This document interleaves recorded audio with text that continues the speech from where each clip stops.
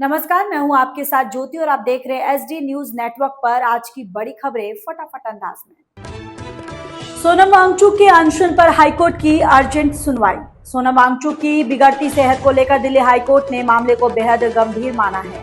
Court ने केंद्र और दिल्ली सरकार से गुरुवार सुबह तक जवाब दाखिल करने को कहा। वांगचुक पिछले 18 दिनों से नीट पेपर लीक और परीक्षाओं में कथित अनियमितताओं के खिलाफ जंतर मंतर पर भूख हड़ताल कर रहे हैं। उनका वजन करीब 8 किलो से ज्यादा घट चुका है और कमजोरी, चक्कर तथा लो ब्लड शुगर जैसी परेशानियां सामने आई हैं। याचिका में तुरंत मेडिकल सुविधा और सरकार से बातचीत शुरू करने की मांग की गई। ममता बनर्जी से अलग हुए मदन मित्रा बागीकूट में शामिल। पश्चिम बंगाल में तृणमूल कांग्रेस को एक और बड़ा झटका, राजनीतिक झटका लगा है। पार्टी के वरिष्ठ नेता और विधायक मदन मित्रा ने ममता बनर्जी के साथ छोड़कर रुतब्रत बनर्जी के नेतृत्व वाले बागीकूट में शामिल होने का फैसला किया है। हालांकि उन्होंने अभी विधायक पद से इस्तीफा नहीं दिया है। ये घटनाक्रम ऐसे समय सामने आया है जब एक दिन पहले प्रवर्तन निदेशालय ने उनकी पत्नी और दोनों बेटों को नगर निकाय भर्ती घोटाले से जुड़े मनी लॉन्ड्रिंग मामले में पूछताछ के लिए बुलाया था। अब बंगाल में टीएमसी के भीतर राजनीतिक खींचतान और तेज हो सकती है। नोएडा की बिल्डिंग में भीषण आग, 2 लोगों की मौत। नोएडा में बुधवार सुबह एक बहुमंजिला इमारत के बेसमेंट में इलेक्ट्रिक स्कूटी चार्जिंग के दौरान धमाका होने से भीषण आग लग गई। हादसे में 2 लोगों की मौत हो गई जबकि एक बच्चा और एक युवती गंभीर रूप से झुलस गए। आग इतनी तेजी से फैली कि ऊपरी मंजिलों पर कई परिवार फंस गए। दमकल कर्मियों ने सीढ़ियों के सहारे करीब 50 परिवारों को सुरक्षित बाहर निकाला। संकरी गलियों और भारी भीड़ के कारण दमकल की गाड़ियों को घटनास्थल तक पहुंचाने में परेशानी हुई। करीब 3 घंटे की मशक्कत के बाद आग पर काबू पाया गया। गडकरी बोले, एथेनॉल से गाड़ियों को नुकसान का सबूत नहीं। केंद्रीय सड़क परिवहन मंत्री नितिन गडकरी ने पेट्रोल में 20% एथेनॉल मिलाने से गाड़ियों को नुकसान पहुंचाने के दावों को खारिज किया है। उन्होंने कहा है कि देश में साल 2004 से पेट्रोल में एथेनॉल मिलाया जा रहा है और वाहनों के खराब होने का कोई प्रमाण सामने नहीं आया है। गडकरी के मुताबिक गाड़ी का माइलेज सड़क ट्रैफिक, ड्राइविंग के तरीके और वाहन की स्थिति पर भी निर्भर करता है। उन्होंने कहा कि वैकल्पिक ईंधन से तेल आयात और प्रदूषण कम होगा जबकि गन्ना तथा अनाज उत्पादक किसानों की आय बढ़ेगी। पुरी रथ यात्रा कल से, होटल का किराया 10 गुना बढ़ा। ओडिशा के पुरी में भगवान जगन्नाथ की भव्य रथ यात्रा 16 जुलाई से शुरू होकर 24 जुलाई तक चलेगी। इस धार्मिक आयोजन में 10 लाख से ज्यादा श्रद्धालुओं के शामिल होने की उम्मीद है। रथ यात्रा को लेकर शहर के लगभग सभी होटल और लॉज पहले से बुक हो चुके हैं।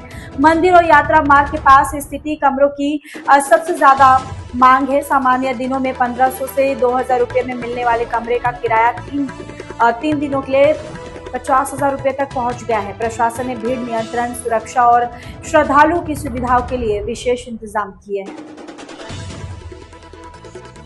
यूपी में तेज बारिश, अयोध्या का भक्ति पथ जलमग्न। उत्तर प्रदेश में मानसूनी बारिश लगातार जारी है। अयोध्या में तेज बारिश के बाद राम मंदिर जाने वाले भक्ति पथ पर करीब 1 फीट तक पानी भर गया है। लखनऊ, आगरा, संभल, हाथरस और देवरिया समेत कई शहरों में भी भारी बारिश हुई है। मौसम विभाग ने प्रदेश के 33 जिलों में जल अलर्ट जारी किया है। पहाड़ों पर हो रही बारिश से मथुरा में यमुना, बरेली में रामगंगा और बिजनौर में मलान नदी का जलस्तर बढ़ रहा है। बलिया में नदी के कटान के कारण करीब 150 परिवारों को सुरक्षित स्थानों पर भेजा गया है। मेरठ सेंट्रल मार्केट पर सुप्रीम कोर्ट का बड़ा फैसला। मेरठ की सेंट्रल मार्केट में अवैध निर्माण और अतिक्रमण को लेकर सुप्रीम कोर्ट ने बड़ा आदेश दिया है।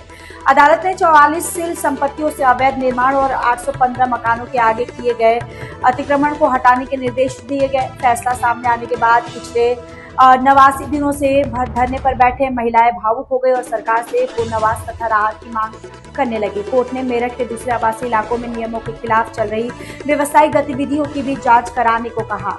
प्रमुख सचिव को सितंबर तक रिपोर्ट पेश करनी होगी। बुलंदशहर में बीच सड़क डबल मर्डर, गांव में तनाव। बुलंदशहर के निजामपुर गांव में पैसों के लेन देन को लेकर हुए विवाद में 2 लोगों की गोली मारकर हत्या कर दी गई। मंगलवार रात दोनों पक्षों के बीच कहासुनी के बाद मारपीट और फिर करीब 15 मिनट तक फायरिंग शुरू हुई। आरोपी की एक पक्ष ने दूसरे पक्ष के लोगों पर कार चढ़ा दी। गोली लगने से सोनू और अजय सिंह की मौत हो गई जबकि कुछ अन्य लोग घायल हुए। घटना के बाद गांव में तनाव को देखते हुए भारी पुलिस बल और पीएससी तैनात की गई। पुलिस आरोपियों की गिरफ्तारी के लिए दबिश दे रही है।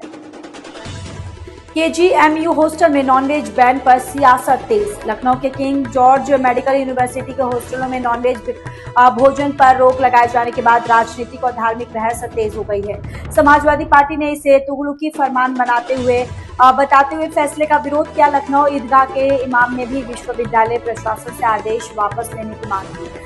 वहीं शिया धर्मगुरु मौलाना यासूब अब्बास ने कहा कि यह विश्वविद्यालय का प्रशासनिक फैसला है और इसे राजनीतिक से नहीं जोड़ना चाहिए। अब छात्र और प्रशासन के बीच बातचीत के बाद ही स्पष्ट होगा कि यह आदेश जारी रहेगा या इसमें बदलाव किया जाएगा।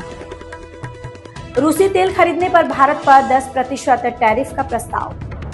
अमेरिका में रूस से तेल और गैस खरीदने वाले देशों पर 100% तक टैरिफ लगाने का प्रस्ताव पेश किया गया है। इस बिल के निशाने पर भारत, चीन, हंगरी, स्लोवाकिया और अजरबैजान जैसे देश है। प्रस्ताव का उद्देश्य रूसी की ऊर्जा से होने वाली कमाई को कम करना बताया गया है। बिल में रूसी अधिकारियों, शैडो टैंकर, बेड़े, केंद्रीय बैंक और ऊर्जा परियोजनाओं पर भी प्रतिबंध लगाने की बात कही गई है।